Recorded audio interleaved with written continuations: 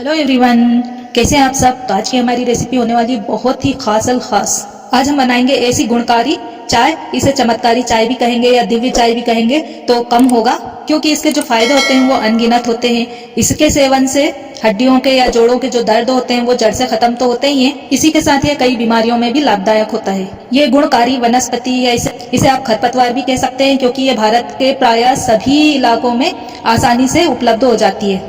तो आज मैं आपको इसका काढ़ा, चाय या कॉफी तीनों चीज बनाकर दिखाऊंगी और इसके फायदे भी बताऊंगी। इसके लिए वीडियो को स्किप मत कीजिएगा, क्योंकि इसका हर चैप्टर आपके लिए बहुत खास होने वाला है। यह है वो पाउडर, इसके बारे में मैं आपको बताऊंगी कि कितनी आसानी से और सस्ते में आपको उपलब्ध हो जाएगा। अब करना क्या है कि चूल्हा जलाकर उस पर एक पतीली रखना और उसमें हम 1 गिलास पानी डाल देंगे।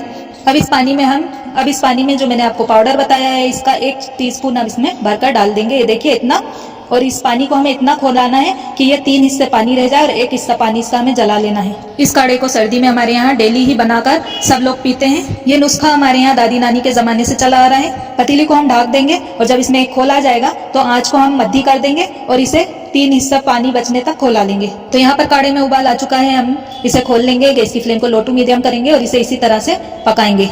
आप इसमें अपने टेस्ट के हिसाब से थोड़ी सी चीनी या गुड़ भी मिला सकती हैं। इस काढ़े को पीने से खांसी में भी आराम आता है, जोड़ों का दर्द तो आपका जड़ से खत्म हो जाएगा। शुगर के मरीजों के लिए भी ये काफी फायदेमंद है और हर प्रकार की सूजन को भी दूर कर देता है। अगर दर्द के कारण आपकी कमर भी झुक गई हो तो उसमें भी काफी लाभदायक है ये काढ़ा। काढ़े को उबलते हुए पूरे 5 मिनट हो चुके हैं। गैस की फ्लेम को ऑफ करेंगे और इस काढ़े को एक कप में छान लेते हैं। इस काढ़े के सेवन से पेट के सभी तरह के अमराज दूर हो जाते हैं, कब्ज दूर हो जाती है।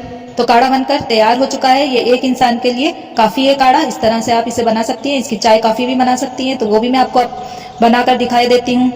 हमारे यहाँ सर्दियों में चाय इसी की बनाई जाती है, कॉफी भी बनाएंगे तो इसी की कॉफी बनाकर पीते हैं। इसकी चाय बनाने के लिए इसी काढ़े में हम आधा टीस्पून चाय की पत्ती डालेंगे और 1 टीस्पून शक्कर डाल देंगे और इसे हल्का सा खौला लेंगे और इसमें डाल देंगे हम 1 कप के करीब दूध डालने के बाद इसे 1 मिनट के लिए और खौलाएंगे और इसे छान लेंगे। बस इसकी चाय बनकर तैयार है। ये चाय पीने में भी बहुत टेस्टी लगती है। तो यहाँ पर चाय बनकर रेडी हो चुकी है। इसे भी हम 1 कप में छान लेंगे। ये चाय बहुत ही गाढ़ी और टेस्टी और स्ट्रांग बनकर तैयार होती है। आप चाहें तो इसे एक बार जरूर बनाकर देखिएगा, आप भी इसकी तारीफ करे बगैर नहीं रहेंगे। अब मैं यहाँ पर इसकी कॉफी भी आपको बनाकर दिखाई देती हूँ। इसके लिए पतीली में 1 कप दूध डालेंगे और आधा कप इसमें हम पानी डाल देंगे और इसमें हम जो ये पाउडर है इसका 1 चम्मच भरकर डाल देंगे।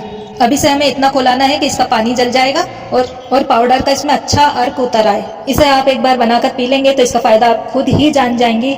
मैं अगर इसके फायदे गिनाने बैठूंगी तो बहुत टाइम लग जाएगा। तो यहाँ पर कॉफी भी बनकर तैयार हो चुकी है। इसे भी हम 1 कप में छान लेते हैं। तो देखिए मजेदार सी चाय कॉफी बनकर तैयार है। अब मैं आपको इस पाउडर के बारे में भी बता देती हूँ जो मैंने इसमें इस्तेमाल किया है। ये देखिए, ये है वो पौधा जिसे हम चकोड़ा, चेरोटा, चक्रमर्द के नाम से भी इसको जाना जाता है। ये पौधा आपको कहीं पर भी मिल जाएगा, खेत में, जंगल में या सड़क के किनारे। यह हर जगह अधिकांश पाया जाता है। इसे कई जगह अलग अलग नाम से जाना जाता है, जैसे हिंदी में इसे पवार कहा जाता है तो मराठी में डाकला। इसके पत्तों की भाजी बनाकर भी खाते हैं, ये भी बहुत फायदेमंद होती है।